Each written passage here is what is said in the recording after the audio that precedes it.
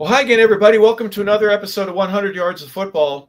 Today we have Take 5 with Steven Travers, and today we will visit with the World Series win this couple of days, the Los Angeles Dodgers, Toronto Blue Jays, MLB itself as an entity and as an international game.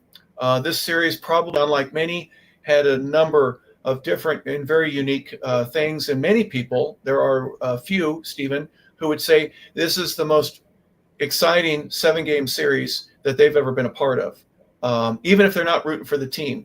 And I'm going to throw at you the Dallas Cowboys, for example, or sometimes the Yankees, Manchester United, some big franchises that are international sports, the LA Lakers, for example, or Boston Celtics. There are certain people that will watch to root against an organization because they can't stand them and their team isn't in the championship. But I don't know what the final viewership numbers were.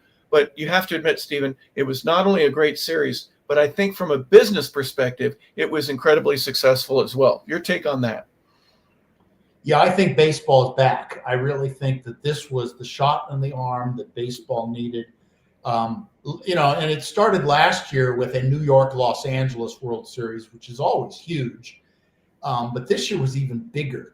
This year you had Canada versus the U.S., East versus West, North versus South, and you have the dimension of Japan, Asia, Latin America, and of course, Los Angeles, which is Southern California, the viewing market of the state of California. And if Southern California is huge, it's as big as any market that there is in the world.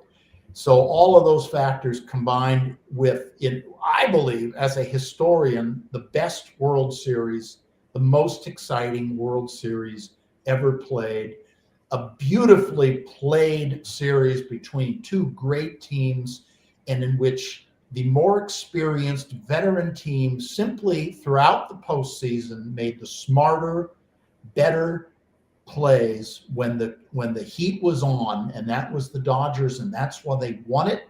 Yes, they have the high-priced talent, they have the superstars, but what they had more than anything was team chemistry. They had veteran experience, and it paid off at just the right time in a 7-game series that was won by the nickest of margins, and it was absolutely fabulous to watch. You know, there are a lot of things about what you just said there that are really kind of fascinating. From an author perspective, you're in the entertainment world. So from a movie or a television series or a mini-series perspective, the thing is always thrown out. You know, here's my idea.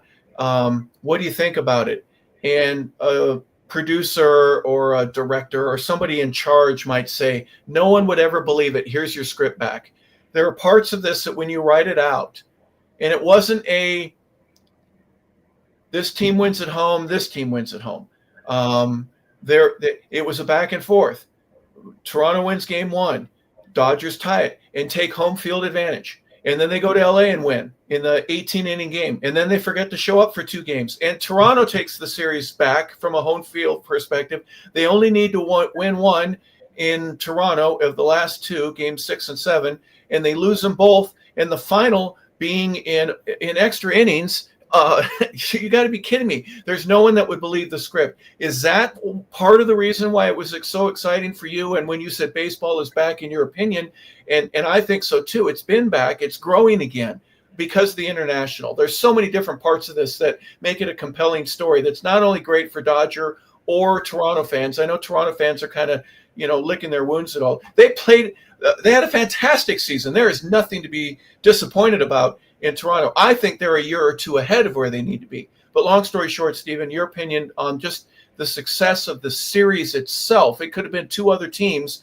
but the plot, the excitement, the depth of what was happening, little intricacies that made the games important for both sides and for an average fan. What else am I missing?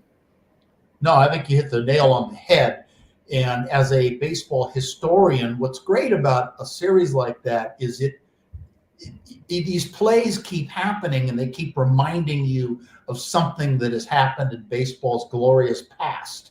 And so I was constantly on a text thread with our friend Terry Marks, who's been on the show, and our other friend Chris Wildermuth, and I would just constantly be texting, yeah, that reminds me of Joe Morgan stumbling before throwing out Blue Moon Odom in the 1972 series, or yeah, that happened in '64 between the Cardinals and the Yankees, or this reminds me of the Pirates and the Yankees, or winning on the road reminds me of the Twins and the Braves, or the Twins and the Tigers, or some, or I think it was might have been I think it was the Tigers in '87.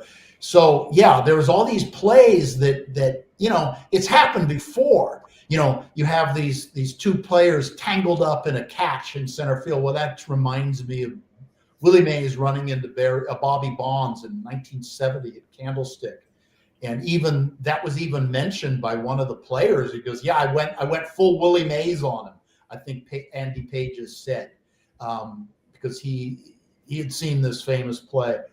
It was just a whole lot of, it was Kirk Gibson again, and it was an 18-inning game. It wasn't just game 7. It was game 6. It was game 3. It was, or game 3. The 18-inning game was ridiculous. Can I pause right there for a second? If you bought a ticket for that game, you got 2 for the price of 1. You got 18 innings. You got to be happy with that. Even though you had to miss work the next day and everybody was up late, that's my humor in finding just when's the last time that's happened in our lifetime, Steven? I remember young enough, the first 7-game series that I remember was the 75 series with the Reds and the Red Sox. And that was an amazing series for obvious reasons. Anytime it goes 7, but to go extra innings, that just adds icing to the cake for me. But you as a historian, go back to the reflection that you have, the memory that you have, the childhood or midlife. And for young kids today, the earliest, I've never seen anything like this before. And the ability to have a conversation with grandpa and go, well, back in my day, there was a series, and you hope you don't bore the kid, but you just let him know about the amazing history of the game, how many terrific athletic moves like the ones that we're looking at right now. There's the catch that you were talking about, how the game has changed, but how it has not changed. All of that together makes it something that is really a topic of conversation, isn't it? Yeah. I contacted Bill Spaceman Lee, who was such an integral part of the 1975 World Series. He was on our show a few months back as well.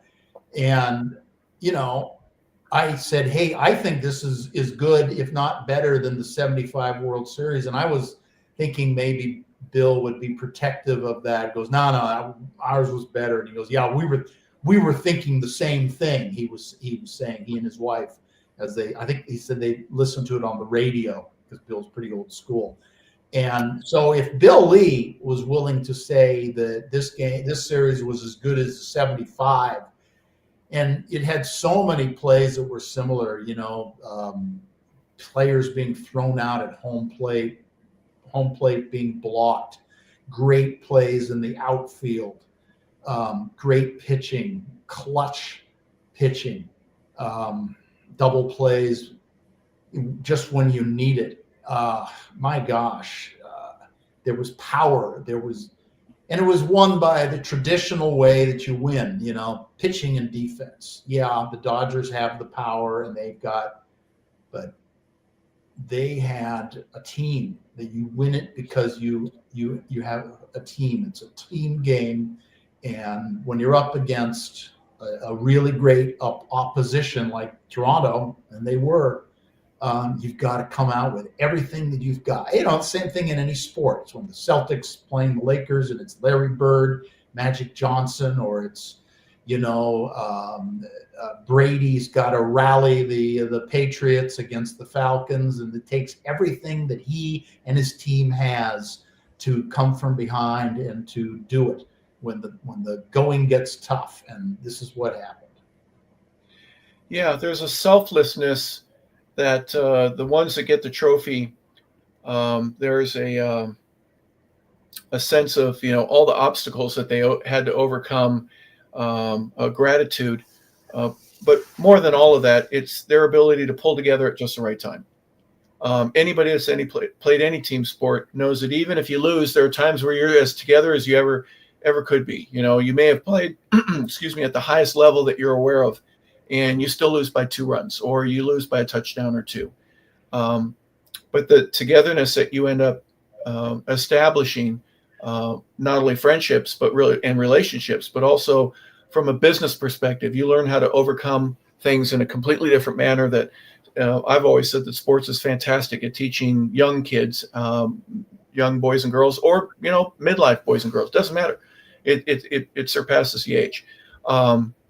But to have it be as exciting as it was, this was not a boring series in any way. Even if you didn't watch it, when you just heard about it, there's so many people, Stephen, like yourself, saying this is one of the best series. It may not be the top, it may not be in the gold medal status, but it's on the podium, isn't it? I mean, this was one of the better series, just from a competitive standpoint.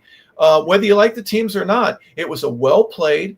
There were very few mistakes, but there were mistakes. There were so many ways that you could say, oh, if we had only done this, the small split-second decisions, close calls that needed to be looked at a second time, and when they were right by the umpires. I mean, just it was an exciting series for a number of reasons, and one to at least put it in the nomination that it's one of the best top 5 that the game of baseball has ever had.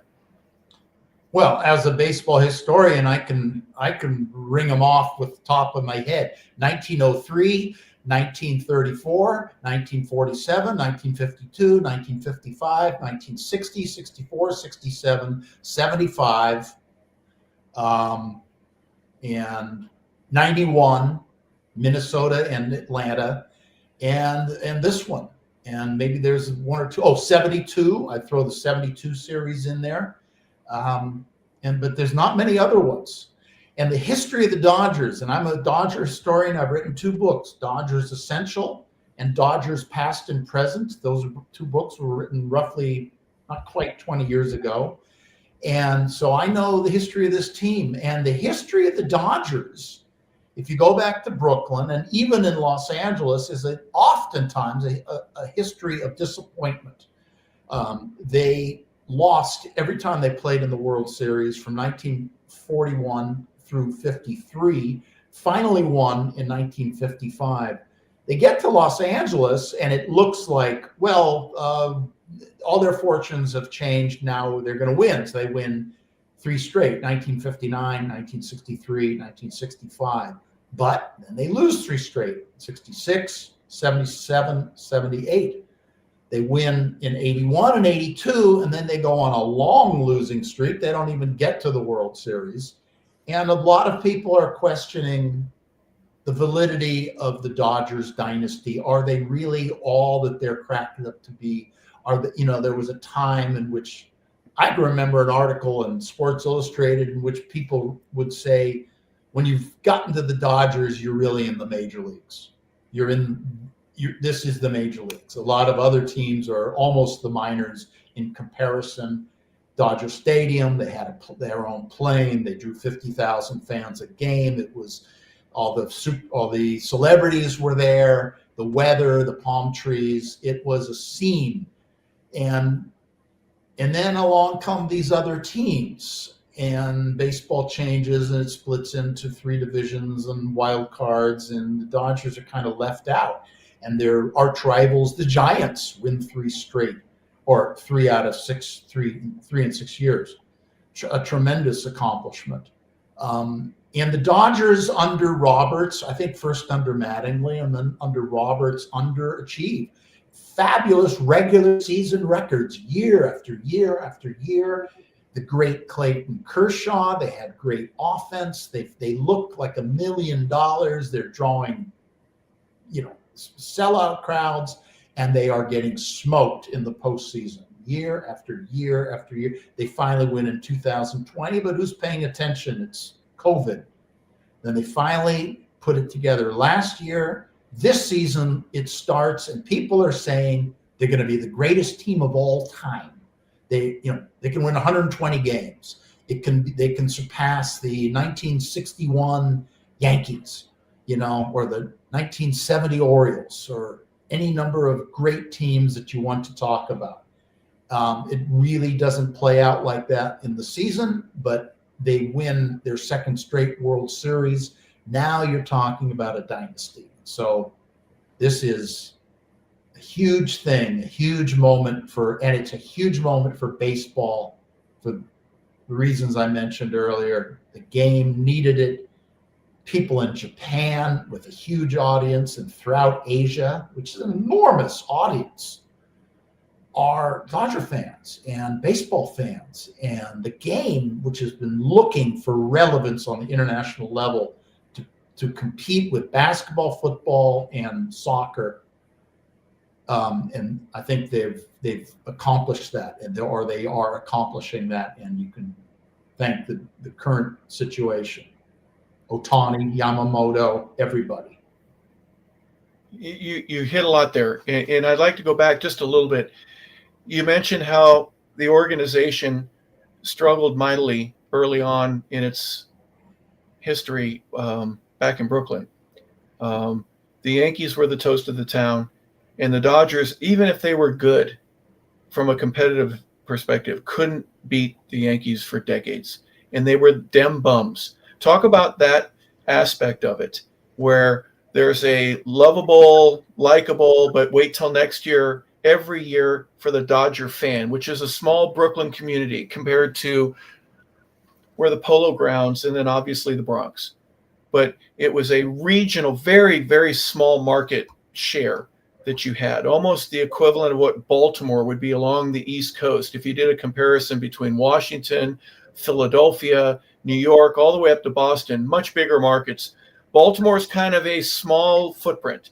The Brooklyn Dodgers were a small footprint, and they were losing. They finally put a really good team together. Talk just a little bit about the historical aspect of that and how unique the Brooklyn fan was to love that team, even though the players were the lovable losers. Well, we talked about the Oakland Raiders a couple of weeks ago, and I mentioned then that, in my view, the Raider fan base in Oakland and the Brooklyn fan base were probably the two most unique in sports history. And maybe there's some others, and maybe you can talk. Oh, Green Bay Packers, probably. I think you'd have to throw them in there. But those are unique fan bases. And when you're talking about Brooklyn Dodgers, long before the Yankees come along, there's the New York Giants. And the New York Giants are the toast of baseball. They are John McGraw and Christy Mathewson, and they are the greatest team certainly in the National League. The best team in the American League is the Boston Red Sox. And also there's the Philadelphia A's. Those are the three great teams.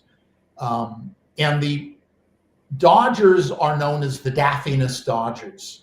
They play in this weird stadium in front of a regional fan base of Brooklyn fans that's not really particularly extending to Manhattan or Long Island or Queens or Harlem or New Jersey or Connecticut. That's Yankee territory or Giants territory. So it's them bums, they're our team. They're the bums, but they belong to us.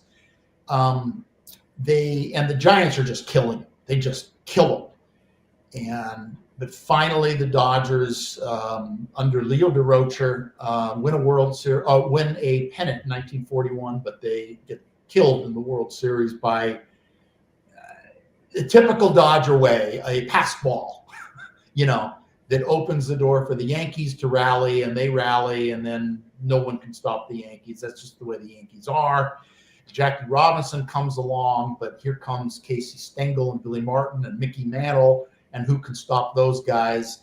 And year after 1949, 50, 51, 52, 53, the Dodgers have great, great teams. They're built for Ebbets Field, but they're not built for Yankee Stadium, and they lose in Yankee Stadium, usually in 7 games. Finally, they win in Yankee Stadium, Johnny Padres, Game 7. It's incredible. One of the greatest World Series. We're talking about World Series. Definitely up there with what we're talking about now or any of these other great series. And they win. And then they get uprooted.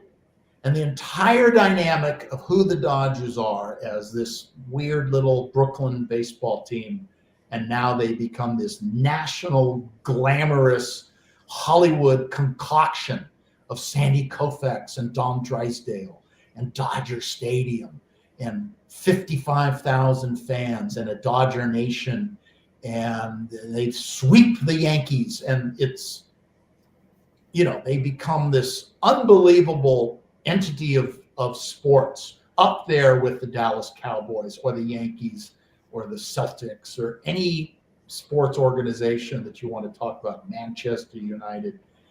And, and this is there, and this plays out all through the 80s. Valenzuela, Kirk Gibson, great moments. They rise to the occasion. And then, as I say, this other teams come along and kind of surpass them. And is Dodger Stadium too old? Is the Dodger way no longer relevant in the Moneyball era or the new era? And what's going on with the Dodgers? And then they look good, but they can't win the big one. And so they've had a lot of, for all their great glory throughout their history, they've had plenty of disappointment. But right now they are riding high. Well, they spent a couple of dollars to make all that happen. And we talk about the international aspect of it, where other countries are involved. The second most popular athlete, you could argue, there's a boxer in Japan who everybody knows, but Shohei Ohtani is a very close second if you're going to rank in terms of athletic domination for the love of the people of a country. And then you get Yamamoto, you bring in Suzuki. So you've got more than one reason to watch the team, even if Shohei's not your favorite player. But you have an entire region of the world that stopped what they were doing. School had different classes when the Dodgers were playing because of the love of Ohtani. And that, to me, is something that it reminds me of my childhood. Steven, I don't know about you, but in third grade English class, our teacher, Mr. Pika, would bring in a television so that we could watch the ball game for 50 minutes during his class in the October months when the playoffs or a World Series was taking place. We got a chance to stop. Our world stopped for a short time. Very few other memories. Maybe when there's a space shuttle or something else that people can remember, an inauguration, who knows? But I'm just saying that there are times in the baseball aspect of that is pretty cool. Then you throw in, as you mentioned, the Latin America, Venezuelan baseball, Mexican baseball, Costa Rica. There are different countries that have players on the team that are representing those nations. So that I think that's a really cool thing. You mentioned the Canadian aspect of it. Now, everyone knows that Canada is hockey first, hockey second, hockey third, but the Toronto Blue Jays are an international organization because they're the only team in Canada, at least right now, that has a Major League Baseball team. Maybe Vancouver or Winnipeg will get one someday, but for right now they don't. So the whole nation gets to watch because of that.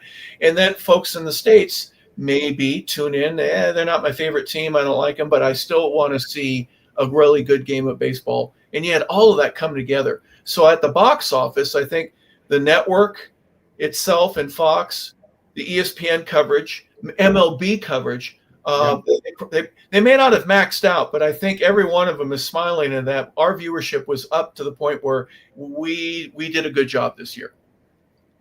Yeah, Fox really did a good job, and they just they are the dominant overall network in every way you want to talk about in today's world. The Latin element, this has always been a big thing with the Dodgers, certainly going back to Fernando. So they've always been big with, and they've African Americans. I mean, Jackie Robinson, are you kidding me? Then Fernando and the Latino movement, and now here comes the Japanese. And I love Ohtani because I love humility, and here's as great a player as I've ever seen. I've said forever Barry Bonds is the greatest player these eyes have ever seen, and he was. And I'm now saying Ohtani is up there and may surpass him. And he's a very different person than Barry Bonds, and he's humble and he's a great teammate. And I think this really is why they won, because there never was any dissension on this team that I'm aware of for, hey, these Japanese players making millions and millions and millions of dollars. No, they're team players who are out there to make the team win. That guy's going to help me win. He's going to help my family put more money in our coffers, and going to help me be a champion. And that's going to improve my career. Anybody who's associated with the Dodgers, any player, right down to the last player, hey, I'm a member of the 2025, 24, 25 Dodgers. That is going to be on your resume the rest of your life, and that counts for a lot.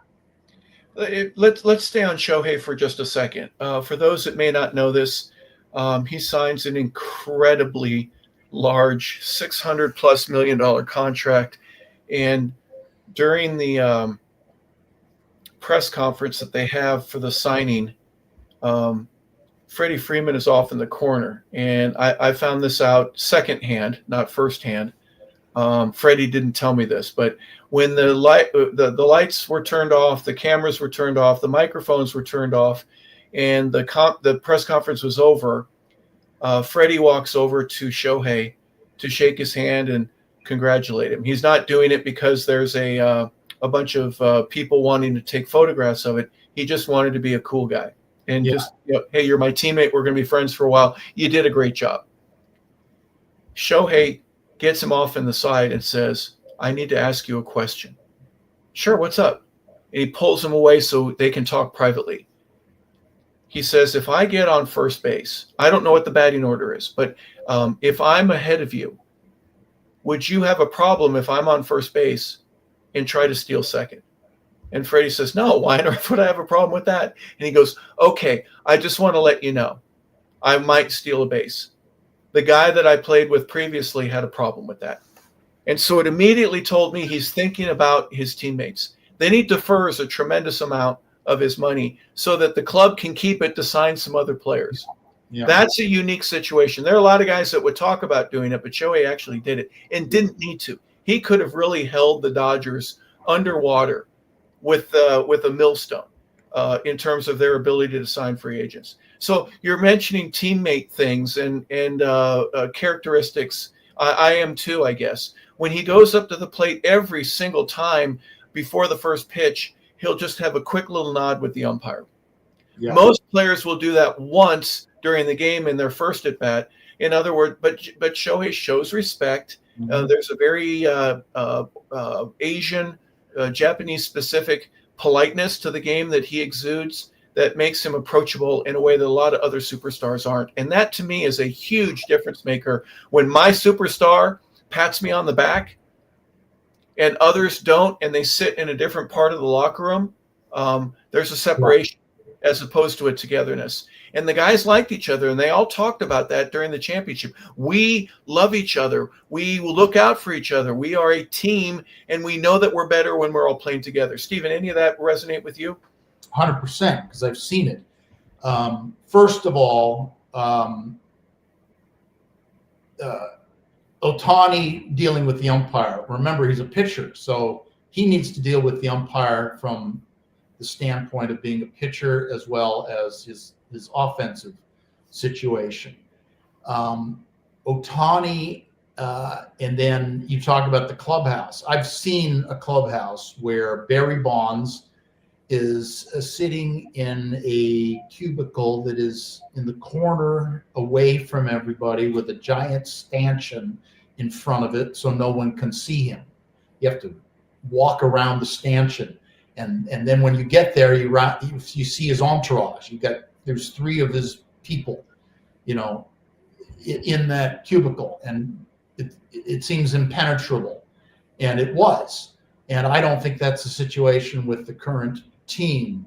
And when a player, a superstar, is showing sacrifice, that's leadership. That's leadership. You sacrifice for your friends. Oh, you also I was going to mention Tom Brady. He did what you're talking about. He deferred and took less money.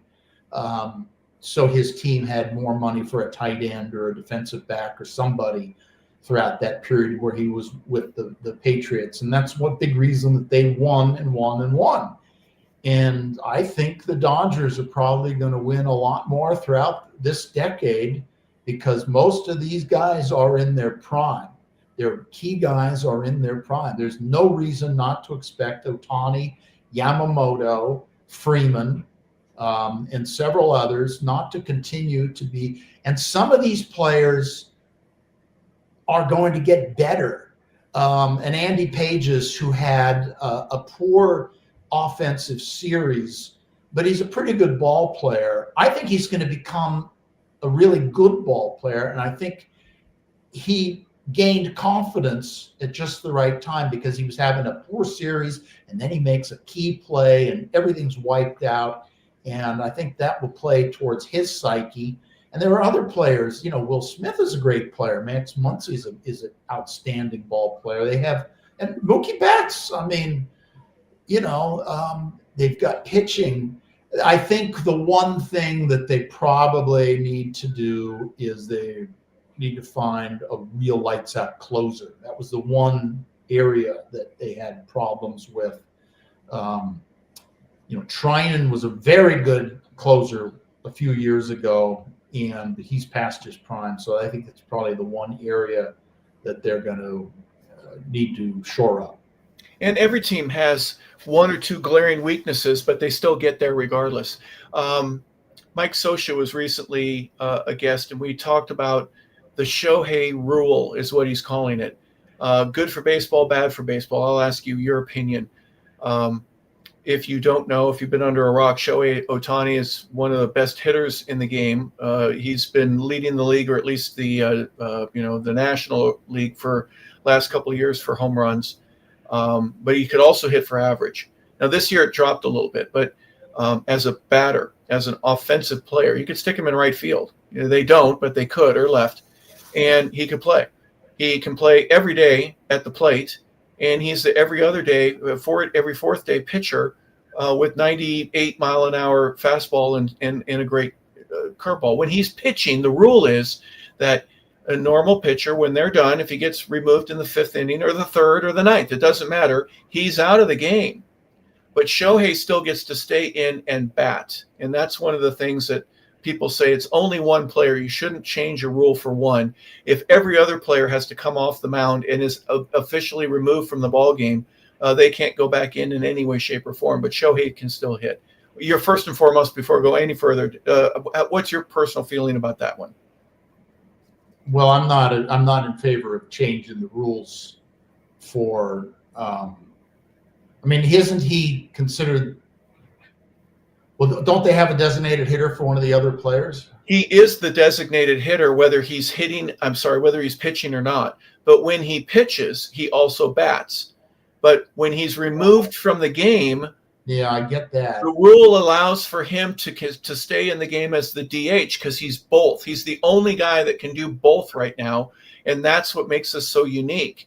But if as a pitcher he's removed from the game, he can't go back in on the mound, but he can hit. Well, every opposing 29 managers that are in the league are going, no, I want him out. They don't want to face him anyways. Now, if he was a 145 hitter, no one would care. But since he's hitting 55 dingers every year, they don't want to get burned in the late innings by having him come back in as a hitter. Is that an Ohtani rule, or is that an obscure rule that has existed since the DH that was never in play because it never happened because the pitchers in the American League never hit? Right. So has it always actually been a rule that never actually was used because it wasn't in play? I think it's a loophole that's in the existing rules where Shohei, as the DH, batting first, leading off, he's my DH. Well, he's not coming out of the game. Yeah, no, I get that. A pitcher who also is named Shohei Ohtani, who's on the mound, can go in or come out of the game at any time, but my DH gets to play the whole time. And I think from a legal perspective, the rule allowed for that to happen. So again, I don't think there was a special rule made for him, but because he's a special player and falls into both categories, a decision needed to be made, and the DH rule overruled the pitching rule. It seems to me that it's more a Babe Ruth rule in that in 1973, when they created the DH and they decided to have this loophole, as you describe it, I wonder if, and I don't know if this happened, but I wonder if someone like Charlie Finley, who was a big part of the creation of the DH, sat in that room and said, here's what we ought to have this rule, because there was a guy named Babe Ruth once who was the greatest hitter as well as the greatest pitcher in baseball. And there's no reason that we can't believe that someday there will be another kind of Babe Ruth. And, it can happen. I mean, you look at college, there's been many, many great pitchers who also were hitters. Mark Kotsay, just for instance, with the 1995 Cal State Fullerton national champion Titans baseball team. He was their best pitcher and their center fielder and best hitter. And he's now the manager of the Sacramento/Oakland A's. And there have been many outstanding pitcher-hitter college players, but they've all had to make a choice when they've gone into the pros. It's the first time we see someone, and I've always felt, why not? Why can't a guy be a great hitter as well? If you look at baseball players starting in Little League, the best player on every team is the best pitcher, who's also the best hitter. This carries over through Babe Ruth League and usually into high school. Sure. Often, I mean, I played in college with a guy named Don Groh, and he was an outstanding left-handed pitcher, and he DH'd when he didn't pitch, and he hit when he pitched because he was a great hitter. He was a 360 hitter with power. And there were many people like that. And then, suddenly you get into the pros and, you play 162 games. Now, that being said, we did see Ohtani. We did see that it started to tire him. He had to pitch after playing an 18-inning game. Well, he's what do you think of this? Shohei, I just want to go home and sleep. And his performance in, I guess, what did he pitch? Game 6 or Game 7? 7. Game 7 wasn't that good, and he was taking. It was taking him a long time. He was hitting. He was running the bases, and then he's coming in and he's trying to gather himself and get his gloves off and all his paraphernalia that he uses on the bases, and when he bats and put that somewhere and go to the mound and get your head away from offense because I know when you're a pitcher, you're sitting there in the dugout. Okay, who am I? We got 3, 4, and 5 coming up. I know who those guys are. This is what I threw to this guy last time. This guy's a curveball hitter. The next guy, he usually takes the first pitch. You're planning, and you don't have time to do that when you're batting and running the bases and doing it. So it's not just the physical, but it's the mental game that you're struggling with. And I think it did take its toll on Ohtani as a pitcher. Although he was spectacular several times throughout the postseason, he had at least 2, maybe 3 really good pitching performances.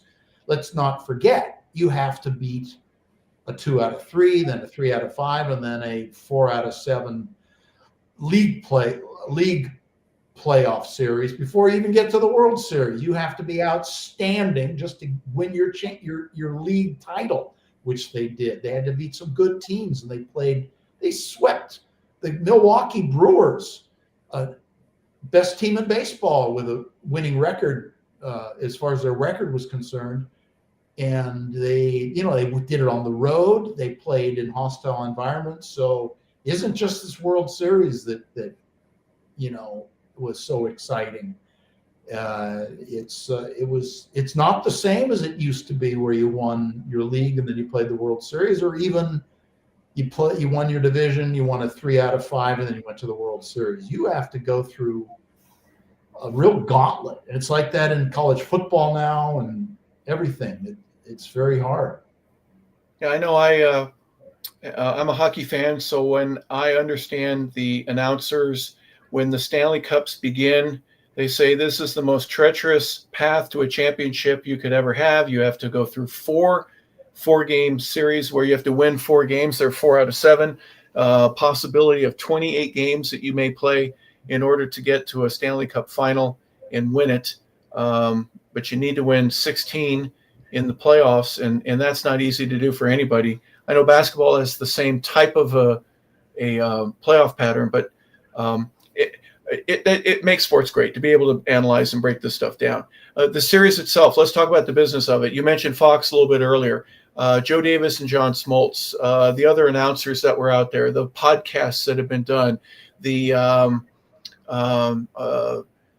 fan in the street or the fan in the water cooler at work. Well, what was something about the series itself that you can say, I think everybody at least had a comment on this?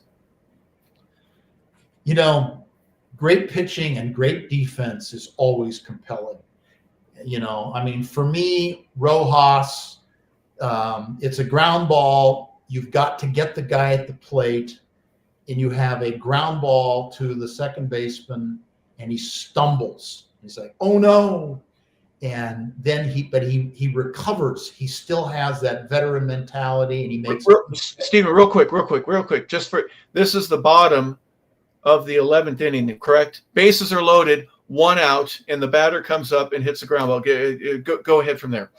I think it was the 9th. I think this was the 9th. The 11th was a double play that came about. And Yamamoto. I apologize. The bottom of the 9th inning. Yeah. And Yamamoto is throwing no days rest, which is almost Randy Johnson did it in 2001. It rarely happens. And he just wasn't brought in to pitch to 1 or 2 guys. He pitched 3 innings. It's insane. And he struggled at one point. He hit a guy, and he, moved runners along into scoring position. You could see the look on his face, like he was struggling mentally and physically. But getting back to this, Rojas makes this play, throws to home. The throw actually takes Smith just a few inches off the plate. He recovers in time to step on the plate just an inch before the runner. I mean, if you're a Blue Jays fan, you're tearing your hair out because it's just so close and yet so far. You have that amazing play in the outfield. You've got the double play grounder to win it. I mean, I'm like, holy cow. I'm thinking they're going to score again. It's going to be another 18-inning game. And I'm on the East Coast. I'm going to end up falling asleep like I did the first time because I'm just too old to be awake till 3 a.m. anymore. But they win it, and it's like, holy cow, the Dodgers have won it, and this is the greatest World Series that I've ever seen. And getting back, you were talking about Canada. You know, I've lived in Canada, and the Canadians, they just love sports, and they're crazy for the Blue Jays, and they love baseball. I played baseball up there twice, and they love baseball. Yeah, I'm sure hockey's their number one thing, but they love football. They're into it. You know, they have a big economy, and they draw a lot of fans. The Blue Jays have always drawn a lot of fans especially when they're good. When they first built the Sky Dome, there were 4 million people there. You know. Yeah, they were second to the Dodgers in terms of attendance. I've always admired the fans that will watch a Maple Leaf game from just outside where the stadium is. There's these big screens, and there's a square, and it's full of people for championships, and they're on their toes. They're the edge of the cliff, if you will. They're nail biting. It's an amazing sports town, which I certainly appreciate, and they've got a couple of championships of their own, don't they, Steven? I mean, this is not a fly-by-night organization, and a deal of money themselves this year to put a team together that would be able to qualify for the World Series. This was a business investment by the Toronto Blue Jay organization from head to toe. Yeah, the Blue Jays were originally built by a great Trojan named Pat Gillick, I think he went to your high school. a lot of great people have gone to Notre Dame High, and I think he's one of them. You're going to have to check that, but that's just off the top of my head. But Pat Gillick really built the Blue Jays. And, they were at first, it was like, and who are these guys? They play in a minor league stadium. And, why do they need a second Canadian team? And they weren't very good. And they had a few players who were pretty good. And then all of a sudden, I remember they're playing against my friend Bud Biancalana, the 1985 playoffs. And they had that playoff won. They were up 3-1, and Buddy and the Royals rallied and won the last 3 games to win. This is the first ever best 4 out of 7 playoff. Prior to that, the playoffs beginning in 1969 had been 3 out of 5. You mentioned these 4 out of 7s. The thing about baseball and some of these playoffs that are, here you are, the Dodgers or whoever you are, and you've played all season. You have a great team, and now you have to play the Cincinnati Reds, and you got to beat them 2 out of 3, and that's a pressure situation. I can remember when Oakland played Cincinnati in the 1972 World Series. Both teams played incredibly high pressure 5-game playoffs. The Reds rallied to beat the Pittsburgh Pirates 3-2, and the A's withstood an unbelievable onslaught by the Detroit Tigers at Tiger Stadium, playing in a very hostile, almost violent environment in which Tiger fans were throwing things onto the field. You had the sense of it being like a Latin soccer crowd, that is getting out of hand. And it was like that. And the A's pull it out when Reggie Jackson steals home and tears his hamstring and can't even play in the series. And the Reds went into that series. They were so relieved just to be there. The next thing you know, they're down 2-0. And then they rally and finally force it to a 7-game series. So it turned out to be one of the best series ever. But these short series create high tension. Because you can't lose the first 2 and then, now let's sort of get our stuff together. Like the 86 Mets, they were probably hung over for the first 2 games of the 86 World Series after, if you've ever heard the description of their flight home from Houston after winning the 86 playoffs, Jeff Pearlman's book.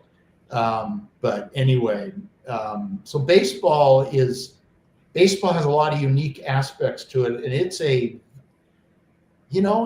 very, very high pressure sport, and it's hard to win on the road. It's the one sport where you tailor a stadium to the dimensions of your stadium to your team, and when you play at home, you have the advantage.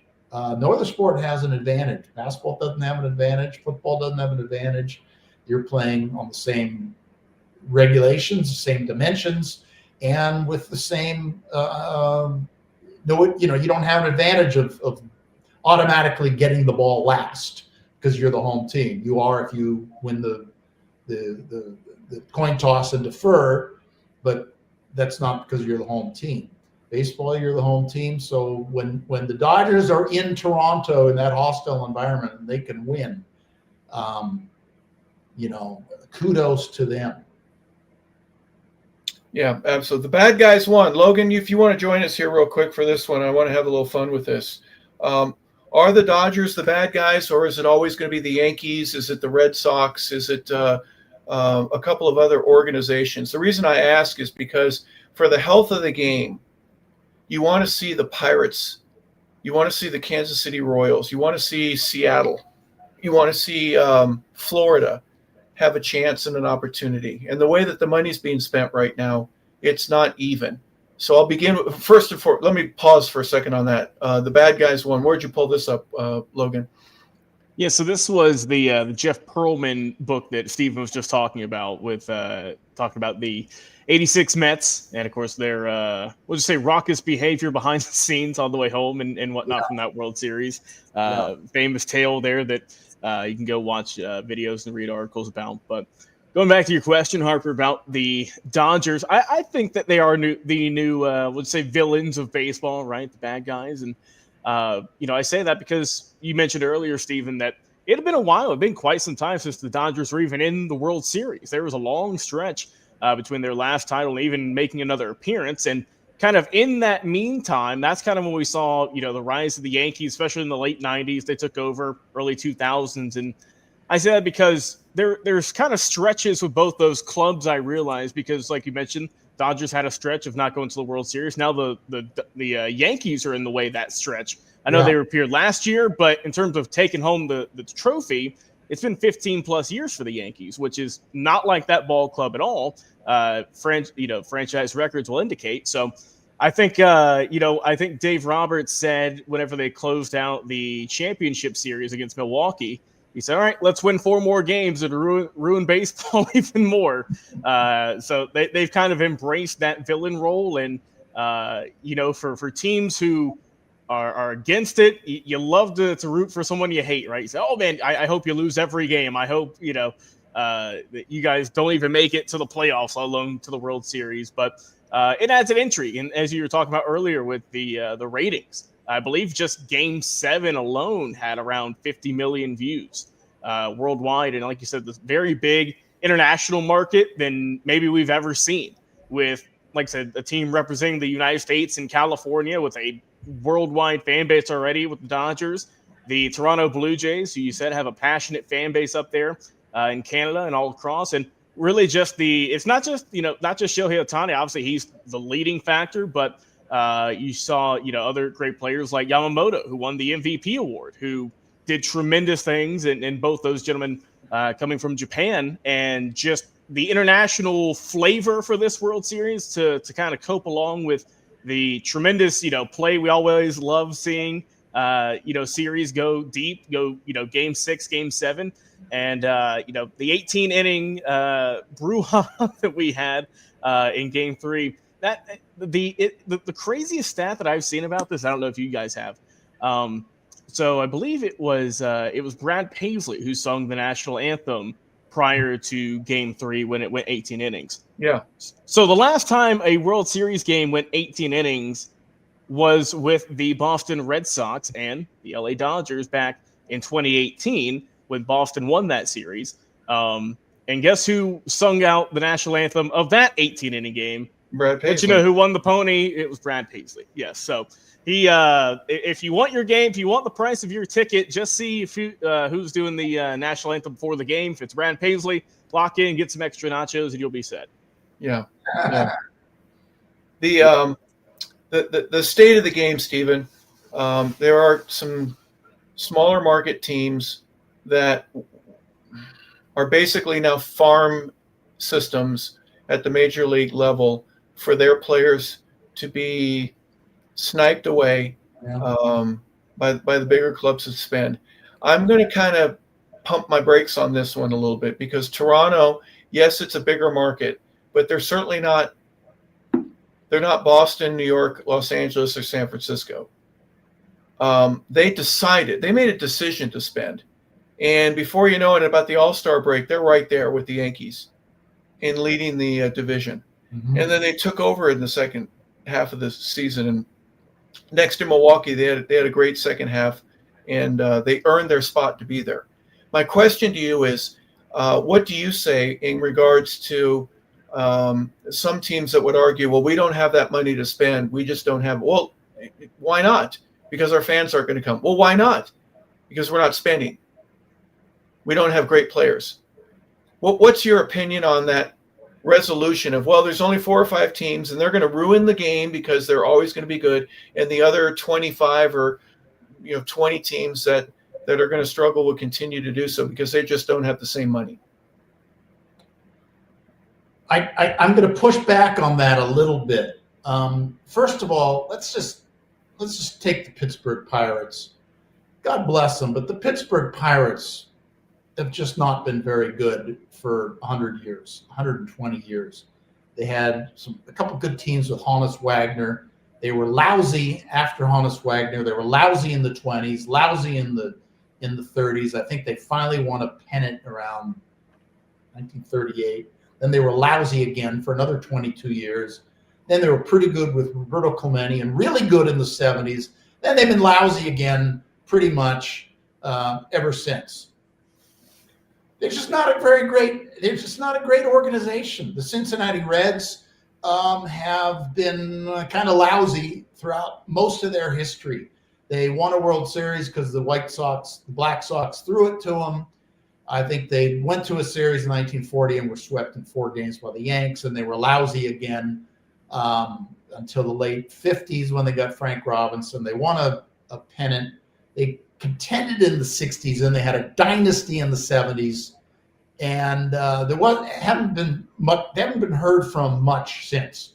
And you could go on and on with teams that just. So it's not necessarily, sometimes it's a culture. I don't know how to explain it. Why do the Cubs rarely win? Why do the Indians rarely win? Why do the White Sox rarely win? But why have the A's, a team that really has always struggled, even going back to Philadelphia with Connie Mack, always struggled financially, and yet they've had some of the greatest dynasties in the history of baseball. And so you say the Florida Marlins, they came into existence as a wing and a prayer.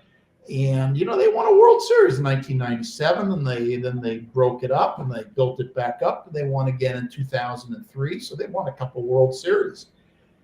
The Houston Astros, they were way down. They switched leagues. They've been a really strong team over the past 10 years. You do have your Yankees, your Red Sox, your Dodgers, but you can compete. The problem is like what the A's have done in Billy Beane's years. They built it up to where they compete and they can win a division or get to the playoffs over a 3-year period. They're not built to win the World Series. They're built to get to the playoffs. If you look, no one's looking now because no one paid any attention to them. The A's are one of the best teams in baseball the last 3 to 4 weeks of the season. They finished very strong. They've got 3 legit all-star players. Now, I'm sure they're all going to be swallowed up by the Dodgers and the Yankees and the Red Sox and the Blue Jays, and all the other teams are going to come in as soon as those guys are eligible for arbitration. But there's something about Oakland, playing in that dingy stadium. I was in their organization. We had the best organization in baseball when I was there. There was a culture of learning, started in spring training. You had good managers, good coaches, and that's always been the way they've done it. And that's always the way you do it. And you can still do it that way. You can still build your team. You have to do it that way. You can build your team from the farm system up, young players being good. Whether you're able to keep them in the free agent era is problematic. You're probably not, but you can pick off a World Series here and there. For Kansas City, for Baltimore, for Florida, Tampa, do you make an investment first and say we're going to spend money on certain players, or re-signing some of the folks that are a part of our farm and our minor league system to keep them longer so that you can play better? Or do you just say, every couple of years we're going to get lucky and we're going to go? Do you be like either of the Chicago teams and just go massive droughts, decades of below normal results? But they're all going to say, hey, there's 5 or 6 markets. I'm here in Atlanta, and I've heard forever that Atlanta is a small market town. No, it's not. It's not. And for anybody to say that it is, shame on you for believing that. You got to kick the tires and say it's not. It's a small market. But they're behaving from a business perspective like they are. And that's the problem that I have. It's not that you can tell me it's big or small. It doesn't matter. I don't care what you say about that. But it's how do you treat your organization? While you were in Oakland, you felt like you were in a top organization. Of the 30 that were in Major League Baseball, I'm in one of the best. And that's the general manager, the man who signs the checks, whoever your ownership group is, and your manager. They are the ones that make you feel that way because they get everybody on the same page. We're going to turn the lights up. We're going to have halogen. We're going to spotlight our guys. We're going to pat them on the back. We're going to teach them about our history. We're going to bring their family in and make them feel like they're at home. We're going to do everything first class. That's the organization, not the market. Well, I mean, speaking of Atlanta, they have not been a small market team ever since they became part of WTBS. That was a huge thing for the Atlanta Braves. And they started becoming really quite good after that happened. Their games were on national TV for years. They were the only team you saw on national TV. I mean, there were like 3 teams that were on national TV. The Cubs, the Braves, and the Mets. You pretty much saw them on any cable system that you had. And then, of course, ESPN and MLB come in, and now streaming, and pretty much you can see anybody anytime you want. So in that respect, I'm not sure, where was I going beyond that? The Braves. Well, I was asking about a small market club, and they're not a small market club. Yeah.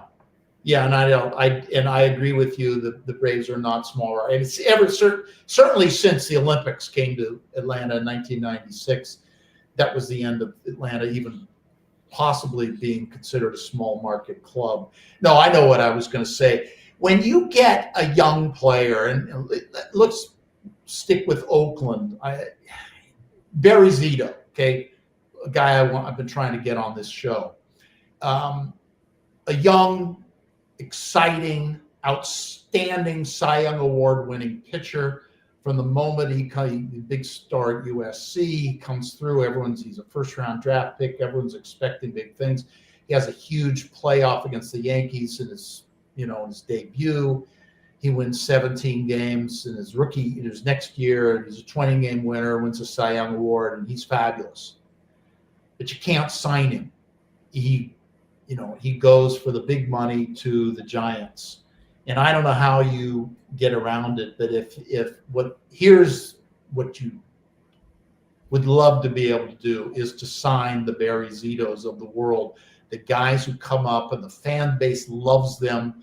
They are popular. They are accountable. They get along with everybody. They're great teammates, and you can build a team around them. And that's what you're trying to do.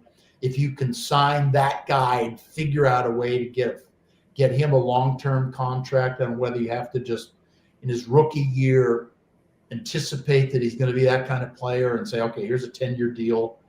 When you're a rookie, a 10-year deal, you never know if you're going to get hurt. So it can be enticing. Oh, let's get a 10-year deal. And maybe later, after you've won the Cy Young Award, it might not be a lot of money, but it can also be a lot. It locks you in.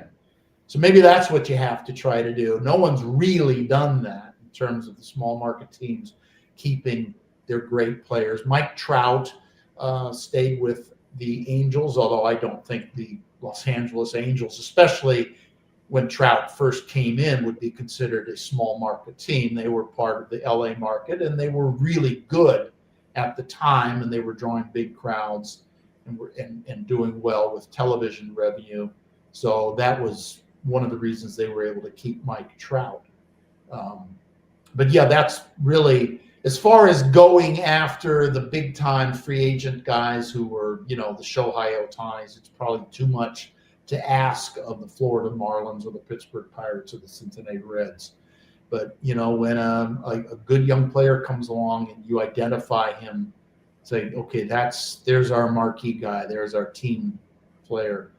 Maybe you can try to do, football has something like that. Don't they have what do they call them, franchise player that they identify? And I'm not sure how the economics works out in that case, but you probably know more about how that works than I do. Yeah, to be very brief, there's a a free agency aspect that is a little bit different with the rules and the regulations, but also because of the salary cap, and every team has the same or pretty close to the same amount of money. If you overspend 1 year or underspend, it rolls over into the following year. And when a player leaves, it's called dead cap money. There's a lot of different ways how you account for every penny. In baseball, since every team is on their own, people would say, well, you need to have a cap so that it's fairer and more even. For the Pittsburgh fan to buy a Paul Skeens jersey and want to wear that, only knowing 2 years from now when his contract expires, he's gone. Yeah. Because they don't have that same money to spend for the top player. Wouldn't it be great if he were able to stay? And instead of a 2, he's got a 7-year contract. And you can buy the jersey with the surety that unless there's some goofy trade, you're going to get to see your guy. Yeah. Every team needs to have their guy, don't they? They got to have somebody or a group of guys that they like and the city can rally around instead of just being a farm system and losing those players when they are eligible for free agency. Yeah, well, Paul Skeens is like the prime example of what we're talking about here. A franchise player who really looks like he's going to be a Hall of Famer. He's going to have a great career for somebody. He's probably going to be a Los Angeles Dodger. Let's get real about it. He's from Southern California, and he's probably going to be a Dodger. His girlfriend wants to be a movie star or a model or something. So, that's just that couple is LA bound. Or New York bound. Let's face it. So they're not going to be in Pittsburgh. There's a lot of reasons why their future is not in Pittsburgh. Well, the folks in Denver are going, well, we'll never get him anyways. The only time we'll see him is when he comes into a 3-game road stand, and hope we get to see him pitch once a year.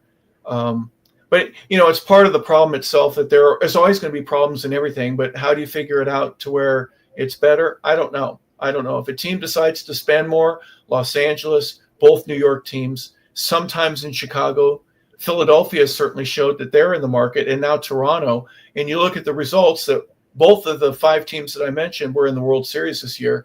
It's basically of who wants to invest in their organization, into their players, and into the staff that they keep around them so that they're happy and that they play well. And there are teams that won't, and they're always going to be the ones that complain anyways. Give me your state of the ball game right now before we tie a bow on this episode. Just where do you think baseball is compared to where it's been maybe 5 or 10 years ago? And what's your thoughts for next season? Baseball, in my opinion, is probably in its best position in the post 9/11 era. I continue to be an enormous lover of the game of baseball. You know me, baseball is my life. And so I'm always going to love baseball, but I'm really excited for the game. There's been a lot of changes. I'll tell you where I see baseball. And this was a dream of mine when I was a kid. I see college baseball moving to the point where it's going to be almost like college basketball, maybe more popular than college basketball. There's probably more eyes watched postseason NCAA baseball games than NCAA or certainly the Final Four. Final Four just being 2 games.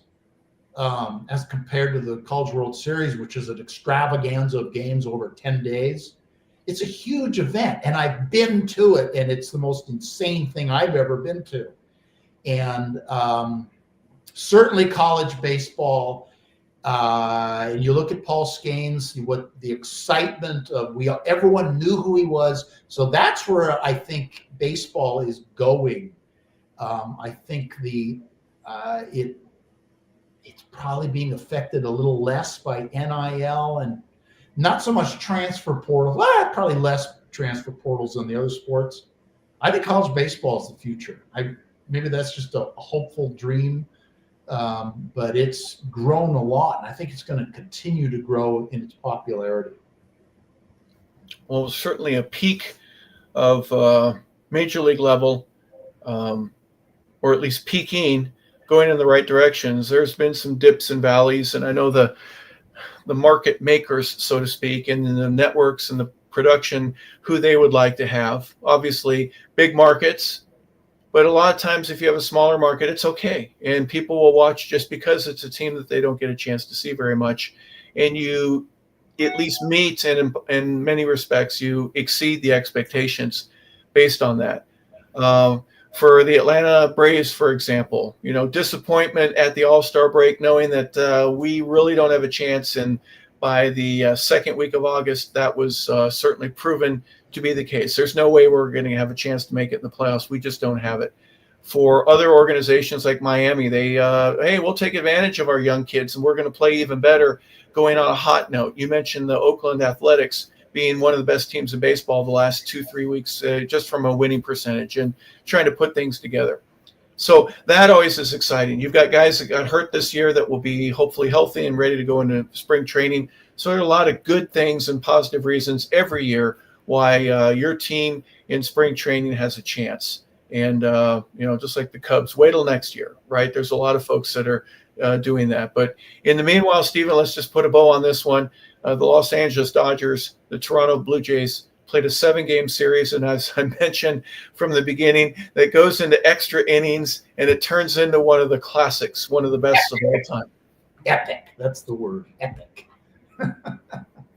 And as Vince Scully might say, a glorious season. So the improbable has now turned to the impossible, or vice versa. But thanks for putting this one together. We get to tie a bow and a knot and put some duct tape around the entire 2025 season.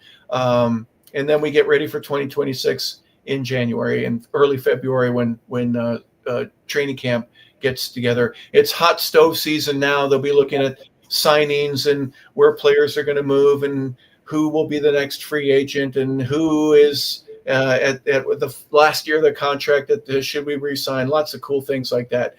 So any final thoughts, Steven, before we go? Yeah, I mean, the only thing I'm going to say is this is my first year living in the winter in New England, so when you say hot stove, it was a different experience watching the last couple games of the World Series in New England weather outside. It's different to watch it when it's kind of blustery and freezing cold outside, as opposed to being in Southern California where, it's the weather pretty much never changes. So it's new for me. It's a new chapter for me, and I'm enjoying it very much. Yeah, and watching games that when they begin, it's dark where you are, and then the sun is still in right field at the beginning of where the West Coast teams have. Yeah.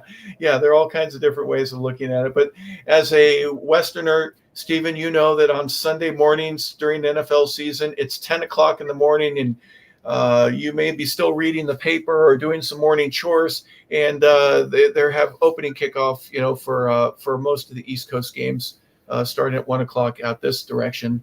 Just different ways of viewing it. But it was a great series to view, and we hope that you folks enjoyed it as much as we did. So for Logan Landers, our producer and engineer, we want to thank you for watching Take 5 with Steven Travers. Today we've discussed the Baseball World Series season and a progression of just not only the season itself, but some of the key players that were a part of it and some of the results of that. So thank you for tuning in, everybody. I'm Harper LeBel. We appreciate you being a part of Take 5 with Steven Travers. We hope everybody has a fantastic rest of your day. So